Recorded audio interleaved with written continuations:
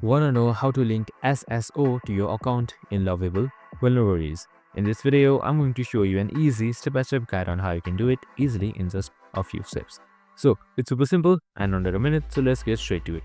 Now, first things first, simply open up your website and type in lovable.dev. So once that is done, you should be provided with Lovable AI's interface right here. So on the top right side, you should be seeing various options. So this one is your profile, so you can just simply select it, and now once you selected it, here you should be seeing settings that should be right beside invite, so you can just simply select settings right here. So once you are on the settings tab and under the settings window, here you should be seeing account, and right beside account you should be seeing your name, so you can just simply select it, and now just scroll down a little bit until you see Link SSO. So that should be right all the way in the bottom, so you can just simply select Link SSO right here, and once you've selected it, here you can just simply type in your tenant ID and then just simply sign in with SSO in Lovable, and that's it. Super simple and easy.